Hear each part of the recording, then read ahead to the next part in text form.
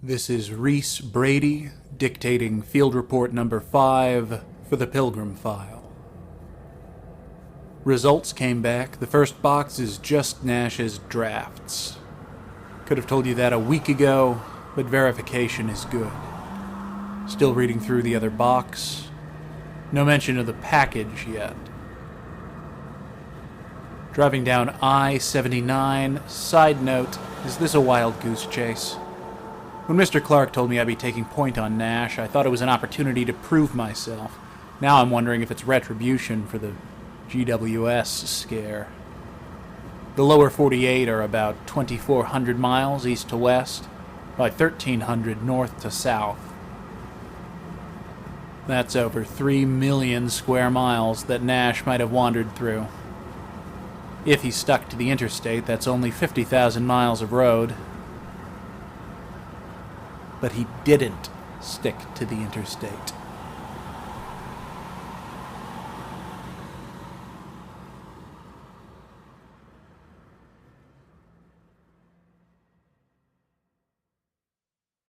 It's a good 6-hour haul to get from where I was in West Virginia down to the border of Virginia's southwest counties. That was my goal. I didn't make it. The journey started out too late in the day. I'd been drinking, and then immediately after that, I'd received one of the worst shocks of my life. I should not have been driving at all, but drive on I did till it got dark. It gets dark quickly around here. Everywhere it's mountains, harsh terrain, steep and heavily wooded slopes. All the roads around here seem to travel along the bottoms of these hollers. The sun does not fall below the horizon around here. It falls below the closest mountain, and you are thrust rather suddenly into a twilight long before actual sunset. Economic depression hit this place hard back in 1973, and it has not let up since, even after the new dawn promised by the actor my countrymen just elected to the presidency. This place is dying. Slowly and in the most protracted manner, but it is dying. For one thing, when I passed through here 10 years ago when Nixon was in office, there were more buses on these roads. No more. Public transportation has pretty much died off with the coal industry. The only thing I saw out on these roads now was the beat-up old cars the remaining residents managed to keep running somehow. And those are few and far between, especially after I kept getting lost and had to wander down roads that were little better than deer trails, hoping for a sign showing me back to the highway. I had taken a wrong turn again and was wandering down yet another twisting, turning, single-lane road through a gloomy and constricted valley. Cursing my strange inability to understand the folded-up map on the seat next to me, I kept one eye on the gas gauge and a couple of fingers crossed.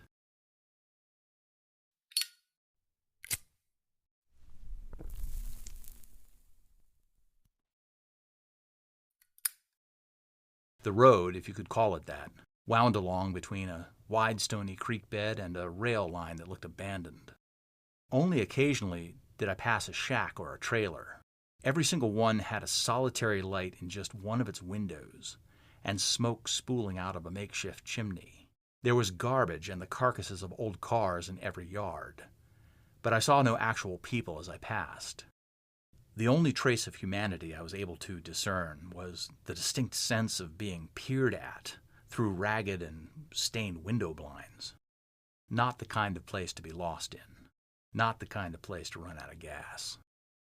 I knew that everything on either side of the road, as wild and undeveloped as it may appear, was somebody's private property, and trespassing in this part of the world was an even more terrible idea than it would have been anywhere else. The gas gauge was getting near the E, and I was starting to get a little nervous when my headlights picked up a small brown sign with white lettering. It indicated the day-use area of a state park. I breathed a sigh of relief. Nobody would object to me pulling over on public property, and that is exactly what I did.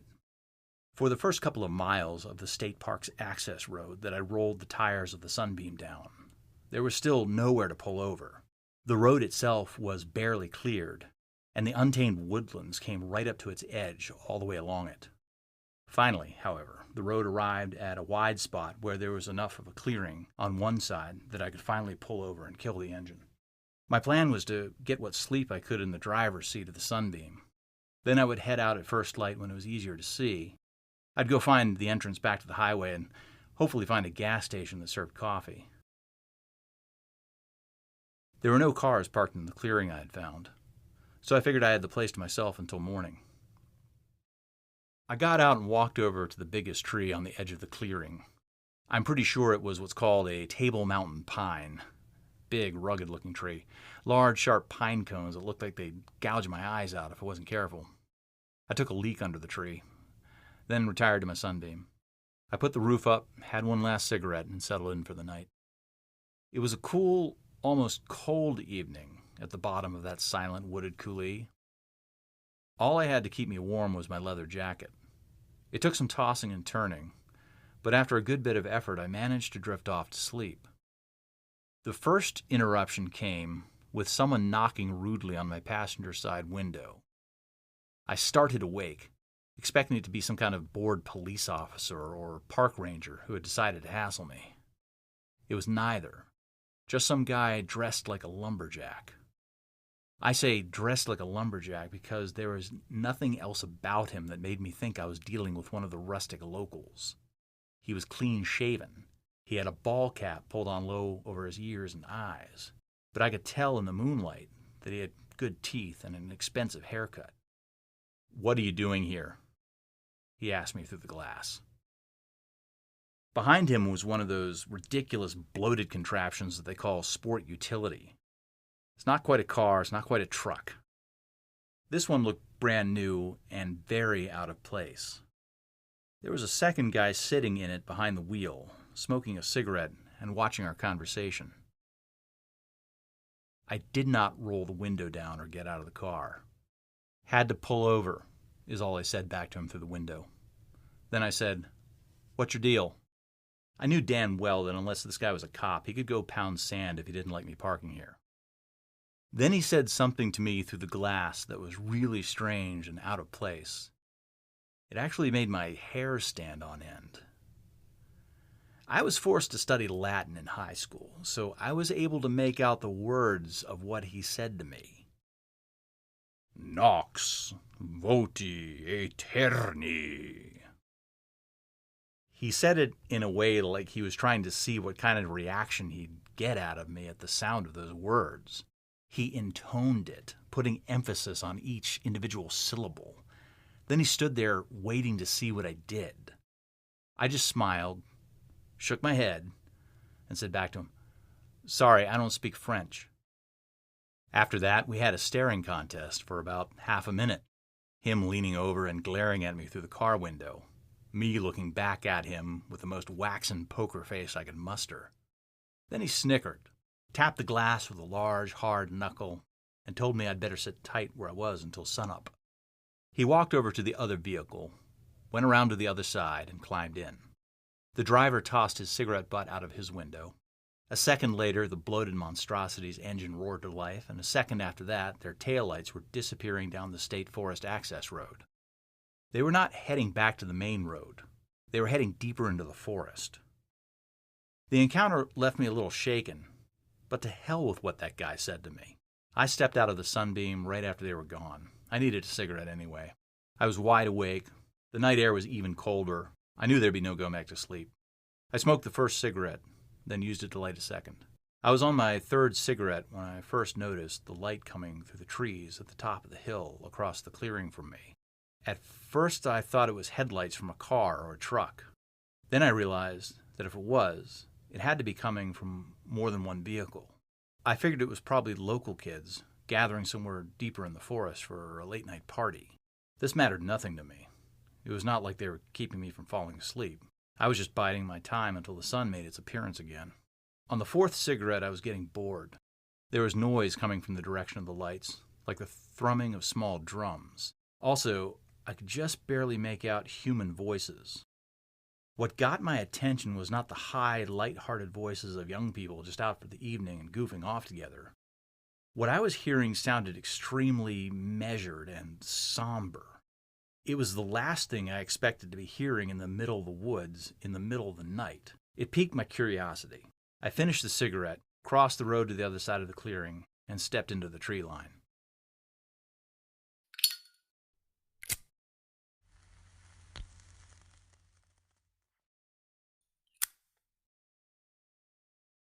After I made my way several paces into the trees and brush, the sound of the drumming and the voices got louder. Whoever it was, they were chanting. It had a low, rhythmic cadence. It sounded kind of like they were chanting in Latin, although I could not quite make out the exact words. Whatever was happening out there, I knew it was none of my business. But I was already jumpy and on high alert from the recent run-in with the two enigmatic gentlemen in the sport truck. So I pressed on, heading higher up the hillside, pushing quietly through the undergrowth, taking care not to step on anything that would betray my presence by cracking loudly underfoot. About halfway up the hill, I swept out carefully with my left hand, intending to push aside what in the dark I thought was just a small sapling. My whole body started vibrating. When I was a kid, there was a horse farm across the road, and the owner had strung up electrical wire to keep the horses in, keep the kids like me out. My buddies and I used to dare each other to walk up and just grab the bare wire with our hands. The way my body shook that night in the woods was a very similar experience. Instinctively, I yanked my hand towards my side. The quaking in my body immediately ceased. Thinking that I must have stumbled into an electrical fence, I shielded my eyes from the light coming over the hillside, stooped down a bit, and inspected my surroundings, looking for wires I expected to see there. There were no electrical wires I could see, but I realized what I thought was a sapling was a man-made pole sticking up out of the ground, topped by a disc. The disc had blue and white pie-shaped designs emanating out from its center, but other than that, it was featureless. The whole thing came up to about chest height. There were no wires coming out of it, and it looked like it had just recently been shoved into the ground. I stepped to one side of it. Nothing happened. I stepped around the other side of it. Nothing happened. Very, very carefully, I extended my hand out to within a few inches of it, and immediately my whole body began to vibrate. I pulled back, and the vibrating in my body stopped. It was one of the strangest things that had ever happened to me. A big part of me wanted to hightail it out of there, get in the car, hit the gas, and drive far away from whatever it was that was happening here. But I didn't. What happened was the voices up the hill were now louder and more clear. I'm no Latin scholar, but I could make out some of the words, and they were definitely chanting in Latin. Two of the phrases I heard quite clearly were iter sinistrum and sinistra stratagemata. Avoiding the pole with the disc on top of it, I crept closer. Something struck the back of my shoulder and I jumped. At first, I suspected it was a bat since I was creeping around the woods at night. Then something else flew right past my head, and another flew close by, and I realized these were birds, probably starlings. Suddenly, there were dozens of them, coursing through the air, making a beeline for where the lights and the drumming were coming from. Right after that, I heard something thundering up the slope towards me. A large, pregnant doe burst out of the underbrush below me. Within a tenth of a second of colliding with me, it lost its footing and crashed at my feet. A moment later, it was back up again and bounded past me. I could tell from the way the brush at the bottom of the hill was thrashing around that there were several more large animals headed my way. I cut to my right and tore through the woods, trying to get out of the way of this onslaught. As I ran through the trees with my hands covering my eyes for protection, I could tell the drumming and chanting behind me had stopped. Instead, I heard screams. I turned and headed down the hill, and I ran into another one of those poles with a disc on top of them. I hit it with my stomach and was knocked backwards from whatever kind of energy was pulsing out of the thing. Lying there on my butt, I looked around me and saw that there was yet another one of the pole and disc contraptions sticking up out of the ground just a few feet away. I heard a low growl as something very large was coming up the hill near where I sat. I got on my hands and knees and crawled away, trying to get around whatever it was and make my way to the bottom of the hill. Beetles, ants, and cockroaches swarmed over my hands and legs, all headed in the opposite direction, all headed up the hill towards the lights and the screaming. Snakes slithered past me, birds and bats shot through the air over my head. More deer crashed up the hillside, some of them almost trampling me. I heard the short, high-pitched call of a mountain lion close by in the dark of the woods. Covered in dirt and scratches, I made it back to the sunbeam and got inside. More wild forms rushed past me in the dark, coming out of the woods on one side of the clearing, crossing the road and bounding or flying or crawling or slithering into the woods on the other side, on their way up to the lights at the top of the opposite hill. My hands were shaking so badly, I dropped the car keys. I bent over in the tight confines of the sunbeam and clawed around in the dark for them. Something very large and heavy landed on the hood of my car. Whatever it was, I could hear its frantic panting, and I saw its 4 paws almost pierce the vinyl of my roof as it ran across the top of my car. I sat up and jammed the keys into the ignition. I got the engine started, got the car in reverse, and wheeled around. As I worked the stick and clutch to get the car into drive, I saw the lights at the top of the hill go out. It was like someone threw a switch. First, the lights were on, flooding through the treetops at the crest of the hill, and then, in an instant, it was all blackness. I took off down the road. Eventually, I did find a gas station. The needle had been on E for a whole 10 minutes when I saw the sign for the station coming up. All the lights were off. The place was closed, so I rolled my Sunbeam onto its parking lot, pulled up to a pump, and killed the engine. Then I waited. A few hours went by, just me whiling away the time in the darkness of the gas station lot. There was no sound but the wind in the nearby trees and me shivering in my leather jacket. Finally, hours later, a pair of headlights appeared.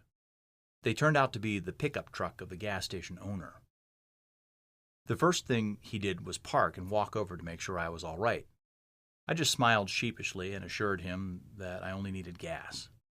He told me it would be a bit before he opened up for the day, and I told him that was fine. He told me to come inside while he opened up, since it would be warmer inside the gas station. It was an offer I gladly took him up on. It was an awkward several minutes of conversation inside the gas station. Obviously, my unusual behavior was making the gas station owner a little nervous, even though West Virginia mores demanded he show me hospitality. I tried to talk and sound normal, even though I was found sleeping in my car and looked like I'd spent the night in the woods. I started off telling him about my time in the Army. That's the first thing I always want people to know about me, that I served. The rest of the stuff I try to skip over as best I can. I finished by telling him that I am a writer and that I was driving through the back of nowhere at night because I was on assignment. Then I secretly hoped he would not press for further information and start knocking holes in my only partially true story. He didn't. He just got the lights on, made a phone call to a distributor asking when a truck would show up. Then he made coffee. I gladly handed over my quarter for a fresh hot cup. "Got any mountain lions around here?" I asked as I took a sip. He looked at me like I had 2 heads. "No," he said. "Haven't seen mountain lion around here since I was a boy." I went out to fill my tank. While I stood between my car and the pump, the sport utility vehicle I'd seen the night before pulled into the lot and parked at the other pump. The same guy I'd seen got out. He didn't notice me and just walked into the station, but the driver noticed me. He sat there, smoking another cigarette, watching me while I finished filling my tank. As soon as I could, I went back in to pay for the gas. I walked behind the sport utility vehicle in order to stay as far away from the driver as possible. As I passed the back, I could see in through the rear window. Piled high in the back of the truck were about 100 of the pole and disc contraptions I had run into in the woods the previous night. They all looked like they had dirt still clinging to them, like they had been recently pulled out of the ground. I hurried inside. The other guy was there. He had been buying a pack of cigarettes. There was no longer a hat on his head. This guy definitely did not look like he was from backwoods West Virginia. He looked very urban, very tall, very lean, very ice-cold blue eyes that drilled into me as an expression of recognition spread over his face. I stood frozen as well. I could see that this guy was running through a list of options in his mind. The gas station owner could sense something was amiss. He cleared his throat and asked if anything was the matter. I tossed a 10 and a 5 up onto the counter and left without waiting for my change.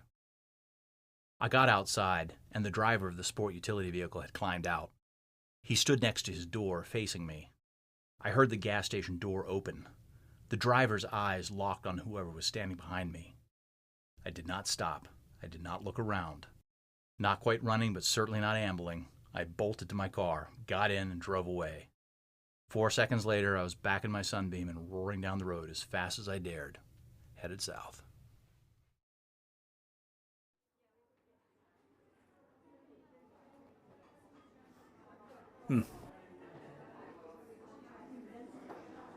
Cup of coffee always makes me feel better.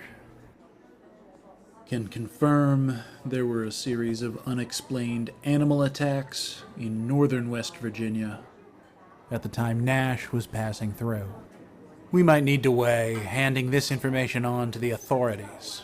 Sounds like something our friends at the AARU would be interested in. If what Nash saw was a field test, then what did those two men do with the results? The AARU might interfere with this leg of the investigation, but the package is not here.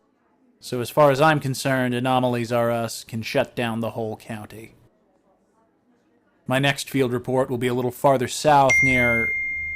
well, hold on a moment. Oh, damn it.